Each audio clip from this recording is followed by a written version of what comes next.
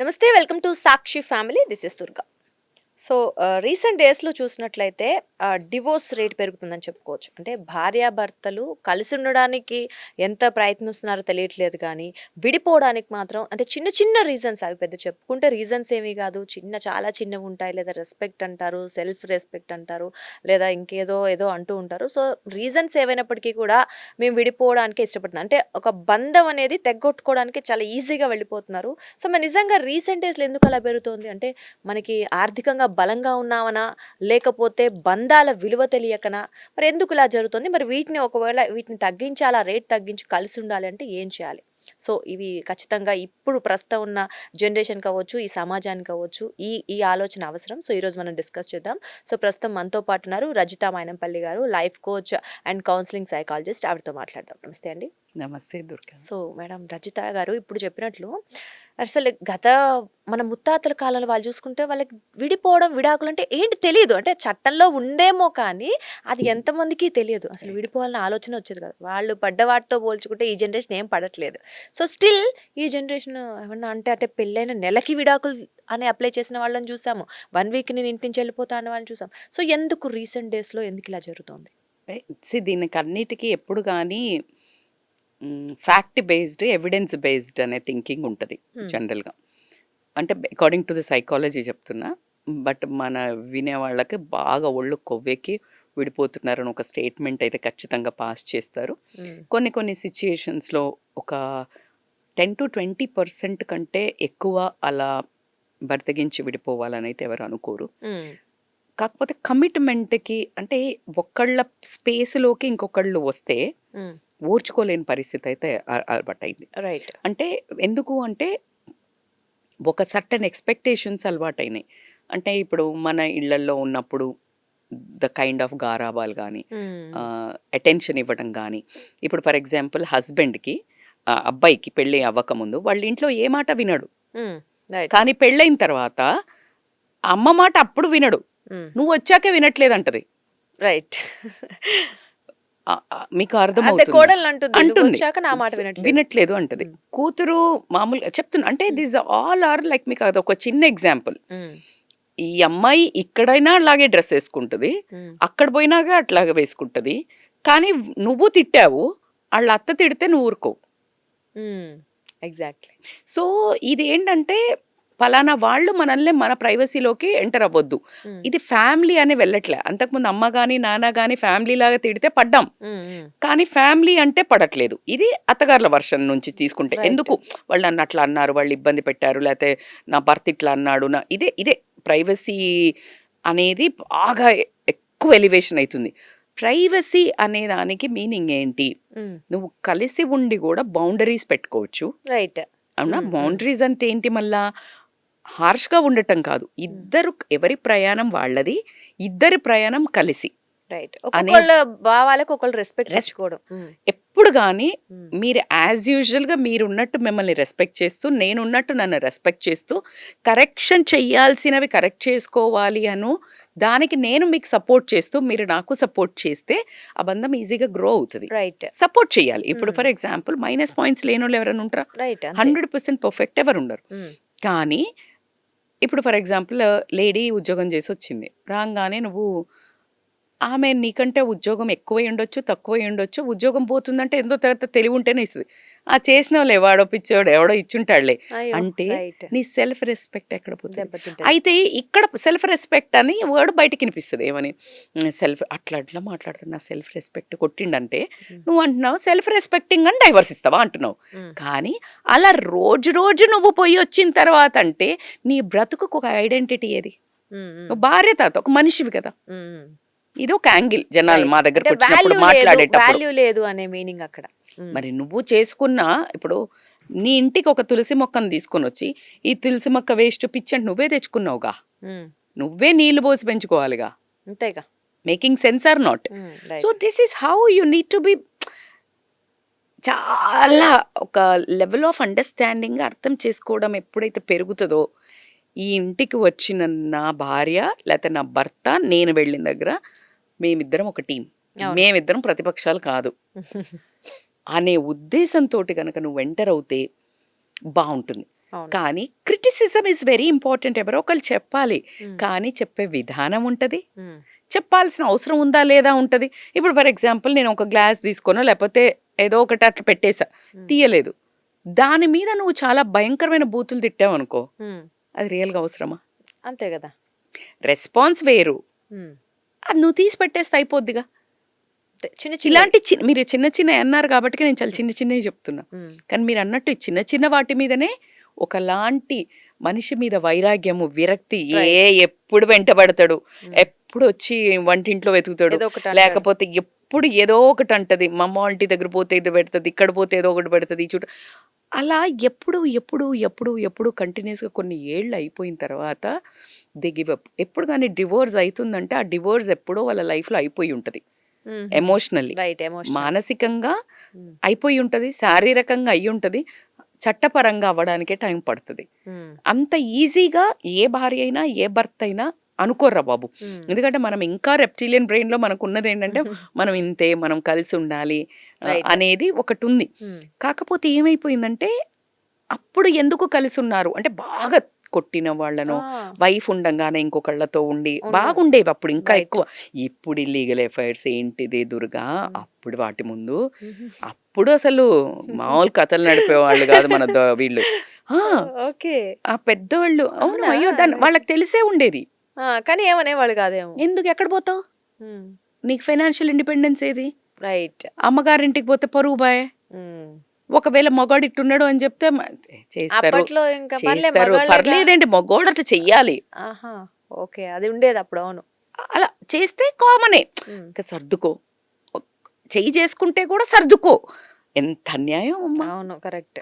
అవి చూసి విని పెరిగి ఓకే అప్పుడు డబ్బులు లేకపోతే అన్నావు కదా, చదువు లేకపోతే అన్నావు కదా, ఎందుకు నువ్వు డబ్బు తెస్తున్నావు అని పడమన్నారు కదా, నువ్వు జాగ ఇస్తున్నావు కాబట్టి పడమన్నారు కదా, ఈ రెండు నాకున్నాయి, నువ్వెందుకు ఇప్పుడు ఎందుకు పడాలి అంటే నీకేమంటున్నావు, వేరే వాళ్ళు పెద్ద ఉమెన్ అయినా పెద్దవాళ్ళు బరి తగించిన తనం కాకపోతే ఎవరన్నా అట్లా, అది కాదుమా, సమానంగా మాట్లాడండి. ఎగ్జాక్ట్లీ నేనేమంటున్నాను, నేను అలా మాట్లాడాలి వెళ్ళిపోవాలని ఎప్పుడు చెప్పను, కానీ నువ్వు ఇంకొక స్టాండ్ కూడా తీసుకో, ఎందుకు మాట్లాడతావు అని 100 సార్లు క్వశ్చన్ చెయ్యండి అబ్బా.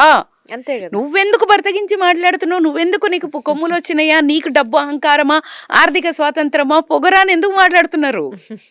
ఎగ్జాక్ట్లీ నేనంటున్నాను అరే న్యాయం మాట్లాడండి. అవును, ఎవడిచ్చిండు నీకు హక్కు, జంట అయితే కొట్టాలి అనేది ఎవడిచ్చిండు, జంట అయితే నువ్వు బరతగించి మాట్లాడాలని ఎవరిచ్చిండ్రు, జంట అయితే తాగొచ్చి తందనాలాడమని ఎవరిచ్చిండ్రు, ఆడది నేనే మొత్తుకుంటున్నా ఈక్వాలిటీ అంటే మొగోళ్ళు ఇప్పుడు తాగొస్తున్నారు, లేట్ నైట్ వస్తున్నారు, దోస్తుల దగ్గర పోతున్నారు తప్పని చెప్పినప్పుడు ఈ ఆడోళ్ళు చేయడం అది ఈక్వాలిటీయా? 200% తప్పు, అది ఎంపవర్మెంట్ కాదు, స్టూపిడ్గా ఆలోచిస్తున్నారు అమ్మాయిలు. అవును, నువ్వు అంటే డ్రెస్సులు ఇష్టం వచ్చినట్టు వేసుకో, అసలు టాపిక్ అది కానే కాదు, అసలు డైవర్ట్ అవుతున్నారు. రైట్, అంటే ఒక పాయింట్ అక్కడ మెయిన్ ఫ్రీడమ్ అంటే ఏంటి, 12 గంటకు వచ్చుడు, మందు దాగుడు, ఇష్టం వచ్చినట్టుగా అబ్నార్మల్ డ్రెస్సింగ్, అబ్నార్మల్ అంటున్నాను, కంఫర్టబుల్ ఫ్యాషన్ స్టైల్ ఎక్సలెంట్గా వేసుకో, నేనే ఎంకరేజ్ చేస్తాం, మేము modern women like we encourage, కానీ వల్గారిటీకి స్టైల్కి తేడా ఉంది. Style statement, fashion statement, comfort, beautiful words, right, అవును, ఎక్స్పోజింగ్, వల్గారిటీ, ఇవి బ్యాడ్ వర్డ్స్ అంటున్నారు. బార్డర్ వేరు, ఆ బార్డర్ వేరు కదా, నేను అదే చెప్తున్నా, నీకు ఎప్పుడు కానీ బార్డర్ ప్రతి దానికి లైఫ్ లో బార్డర్ ఉంటది. ఇప్పుడు మనం వీళ్ళని చెప్పుచ్చుకొని మగోళ్ళు ఏంటారా ఇట్లా అమ్మాయిని అట్లా చేస్తున్నావు అనే ముందు అయితే ఇట్లుంటే అంటారా మేడం అంటే అసలు కానే కాదు. ఇప్పుడు అక్కడ కాదు, నీకు ఇప్పుడు ఒక బనానా వేసావు, కోత వచ్చి తీసుకుంటుందా లేదా, నువ్వు కనిపించకుండా బనానాని పట్టుకోరా, ఈ కూతురు వస్తే దాసుకో అని చెప్తారు, చిన్న కామన్ సెన్స్. రైట్, నేను ఫ్రీడమ్ అనట్లేదు, నీ ఇష్టం వచ్చినట్టుండు బై, ఆ ఇష్టం కూడా నలుగురు చూసి నలుగురు ఎవరు మేడం, నాది నేను, అరే నీది నువ్వు, కానీ ఒక్కసారి నిజాయితీగా లోపలికి వెళ్ళి ఆలోచించుకో. కానీ ఒక నిజంగా సెల్ఫ్ క్వశ్చన్ చేసుకున్నప్పుడు కూడా నీకు నచ్చుతుందా అని కూడా చూసుకోవాలి. అలా వాదిచ్చే వాళ్ళు కూడా 10 మంది క్వశ్చన్ చేసి 10 మంది నిన్ను ట్రోల్ చేస్తున్నప్పుడు ఎందుకు ఏడుస్తున్నావు? నీలో ఇంకా సెన్సిటివిటీ ఉంది, ఉంది. నువ్వు ఇంకా బంగారు తల్లివే. ఉమ్. అవునా ఆ కాదా? రూట్స్ ఉన్నాయి. ఉన్నాయి, పోదురా. అవును. మనం ఎక్కడి నుంచి వచ్చాం? నువ్వేదో మొగోళ్ళలాగా చేస్తుందంటారు. అసలు మొగోళ్ళలాగా ఎందుకు చేయాలి? ఆడదానిలాగా చేస్తే తట్టుకోలేవు నువ్వు. ఉమ్. ఆదిశక్తి ఉమ్, ఉమ్. ఆడామలాగా చేస్తే no one can and like take it. So బేసికల్గా ఇదే ఈ ఒక నువ్వెంత నేనింత. అప్పుడు నువ్వు అన్నావు కదా, మనీ లేదు, ఉమ్. నువ్వు ఎక్కడ పోతావు, గతి లేదు, దిక్కు లేదు అనే వర్డ్స్ ఎక్కువ యూజ్ చేసేవాళ్ళు. వినేవాళ్ళు, అవును. మీ అమ్మ నాన్నని వెళ్ళాక అడగండి, మీ అమ్మ వాళ్ళని, మీ పెద్దమ్మలు, అందరూ ఇళ్లలో కళ్ళు మూసుకుని దేవుడు వచ్చి భార్యాభర్తల దగ్గర నుంచి ఇప్పుడు రిలేషన్షిప్స్ లేవు మాయం అనగానే 100% మాయమైపోతారు. ఎందుకు అంటే ఎవ్రీబడి ఈజ్ ఒక భరించాలి కదా అని బ్రతుకుతున్నాము. రైట్. అలా బతకొద్దు కదా. బరువుగా ఫీల్ అవుతున్నారు ప్రతి రిలేషన్. ఎందుకు నువ్వు ఏదైతే కంటి పెడతావో వదిలేయాలని ఉంటది. అది ఒక్క నిమిషం కూడా ఉండదు. జనరల్గా ఇట్లా పట్టుకున్నప్పుడు ఏదైనా ఒకసారి మంచిగా ఉంటుంది చాలాసేపు. నువ్వు చాలాసేపు పట్టుకుని ఇట్లా వదలంగానే జుమ్మని వెళ్ళిపోతుంది, మళ్ళీ దరిదాపులకు కూడా రాదు. బట్ సీతాకోక చిలుక if you take it like ఈ ఓల్డ్ అదే వచ్చి బాల్తుంది. Nature is the nature. So కాబట్టి కమిట్మెంట్కి ఒకటి బాగా భయపడుతున్నారు. ఎందుకంటే దిల్ మాంగే మోర్ లాగా చాలా అవైలబిలిటీ ఎక్కువ ఉంది బయట. ఈవెన్ సోషల్ మీడియా తీసుకున్నా, ఫిజికల్గా కూడా యాప్స్ రావటము, వైఫ్ అండ్ హస్బెండ్కి కూడా ఇద్దరు ఫ్లర్ట్ చేసుకోవడానికి, ఇల్లీగల్ అఫైర్ పెట్టుకోవడానికి ఒక యాప్స్ ఉన్నాయంట. లేకపోతే ఇలా ఒక ప్లాట్ఫామ్సే క్రియేట్ అవుతున్నాయి. అయ్యే వరకు అది లీగల్, అది అట్లా ప్లాట్ఫామ్స్. ఇప్పుడు నువ్వు కోక్ అన్నావు అబ్బా, ఇప్పుడు నువ్వు కోక్ అన్నావు, కోక్ ఆల్మోస్ట్ టాయిలెట్ క్లీనర్ అని చూపిస్తావు, ఇట్లా థమ్స్ అప్ అన్నీ చూపిస్తావు, మళ్ళీ అమ్ముతావు అడ్వర్టైజ్మెంట్ షారుఖ్ ఖాన్ పెట్టి, మహేష్ బాబుని పెట్టి. రైట్. నువ్వు చెప్తున్నావు తాగొద్దంటున్నావు. ఎక్కడ దిమాక్ ఎక్కడ పనిచేస్తుంది మాకు వీనేమో రోల్ మోడల్ ఆయే, ఇదేమో బుర్రకెక్కదాయే. So this is how the things are working.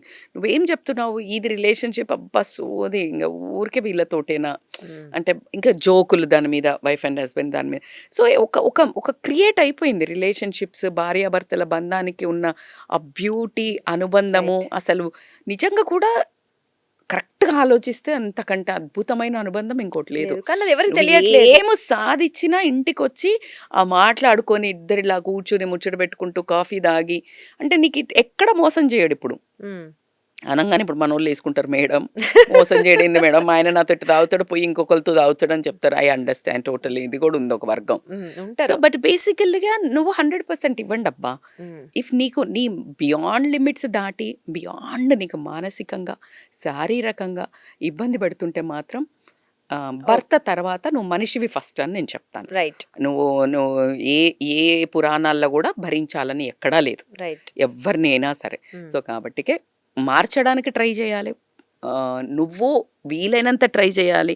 నీకేం కావాలి, ఏ లోపం ఉంది, ట్రై చేయాలి ఇద్దరు వైపులా. ట్రై చేసిన తర్వాత నీ మానసిక పరిస్థితిని మరీ కుమిలి నువ్వు అలా చెప్పి ఉంచిన వాళ్ళ పిల్లల్ని వాళ్ళు సూసైడ్ చేసుకున్న వాళ్ళు, అట్లున్న వాళ్ళు చాలా ఉన్నారు. తల్లిదండ్రులు కూడా మా పరుగు పోతుందని తీసుకోపోకపోవడం వల్ల.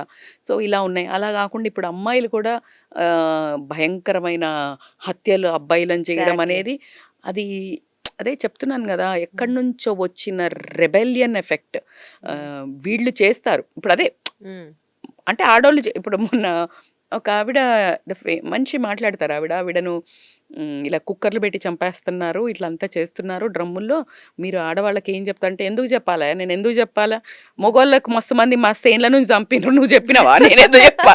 అసలు అంటే నేను ఎంకరేజ్ చేయడం అని కాదు ఇక్కడ అసలు, విచ్ ఈస్ వెరీ, ఇప్పుడు ఆడది అంటే నర్చరర్, అమ్మకి సహనం ఎక్కువ. నీకు ఇష్టం లేదు తెలిపో, నువ్వు రాంగ్ హ్యాండ్స్ ఎట్లా తీసుకుంటావు, నీకెవరు అధికారం ఇచ్చింది, నువ్వు కాదు, నువ్వు ప్రాణం పోసే ఒక మనిషివి, ప్రాణం తీయాలి ఎప్పుడు. నీ మీదకి అత్యాచారం వచ్చినప్పుడు అన్డౌటెడ్లీ, కానీ నీకెవరితో ఎఫ్ఐఆర్ ఉండి నువ్వు మళ్ళీ దీనికి, అది తప్పు. దట్ ఈస్ నాట్ బట్టి మనం రియాక్ట్ అవ్వాలి. డిఫెన్స్ గా నీ మీద నిన్ను కాపాడుకోవడానికి ఏదో రకంగా అత్యాచారాలు అప్పుడు అందుకే అంటారు కదా, ఆ శిక్షలలో నిన్ను నువ్వు డిఫెన్స్ చేసుకోవడానికి చేసే క్రైమ్ వేరు, కానీ నువ్వు చట్టబద్ధంగా కూడా కరెక్ట్. కానీ అట్ ద సేమ్ టైం నువ్వు నీ కొళ్ళు కొవ్వెక్కి నువ్వు ఇద్దరు వైపోయినా మీకు ఇష్టం లేకపోతే వదిలేండి, అవి సింపుల్. ప్రాణాలు ఎందుకు తీస్తున్నారు, ఎందుకు తీసుకుంటున్నారు, అది ఒక్కటి కామన్ సెన్స్తో ఆలోచించండి. అట్లా కాకుండా ఎప్పుడైతే డివోర్స్ దాకా వస్తున్నాయి అంటే మీరు ఆలోచించాల్సింది ఏంటంటే, ఇప్పుడున్న ఫ్యామిలీస్ అన్న అయిన వాళ్ళే మనం ఏం చేయలేరు, కానీ ఆలోచన వస్తున్నది ఎక్కడో మా ఇద్దరి మధ్యలో కనెక్షన్ పలసపడుతుంది అన్నప్పుడు just SIT and talk. Exactly, SIT and talk. ఇక్కడ నుంచి పోయితే పెనం మీదకి వెళ్ళిపోయి పొయ్యిలో పడ్డట్టే ఉంటుంది జీవితం, ఏం పెద్ద గ్రేట్ ఏం ఉండదు. సో కాబట్టికే why don't you try once again with consciousness. ఇప్పుడు అవగాహన పెరిగింది, ఇలా కౌన్సిలింగ్లకు రండి, ప్లీజ్ రండి. ఎందుకంటే ఇద్దరు మంచోళ్ళు ఉంటారు, ఇద్దరు పడదు, అది ఏంటో అర్థం కాదు. అలా మా దగ్గరికి వచ్చినవి, అలా కరెక్ట్ అయినవి ఎన్నో ఉన్నాయి. సో కాబట్టికే బ్యూటిఫుల్ లైఫ్, మిమ్మల్ని ఇద్దరిని దేవుడు జత చూసిండ్రు, మీ పిల్లలు మిమ్మల్ని ఎంచుకున్నారంటేనే మీరు ఒకరి కోసం ఒకరు పుట్టినట్టు. సో చిన్న చిన్న మిస్అండర్స్టాండింగ్స్ లేదా పెద్ద పెద్దగా అయినా కూడా ఒక విషయం తెలుసా, ఇంత పెద్ద తాళంకి కూడా చిన్న కీ సరిపోతుంది, ఏదో చిన్న సొల్యూషన్ ఉంటుంది. సో ప్లీజ్ అప్రోచ్, ర్యాండమ్గా డెసిషన్ తీసుకోకుండా కొంచెం టైం ఇవ్వండి, మీరు మాట్లాడుకోండి. అవ్వనప్పుడు ఖచ్చితంగా కౌన్సిలర్స్ దగ్గరికి రండి, 100% హెల్ప్ఫుల్ ఉంటుంది.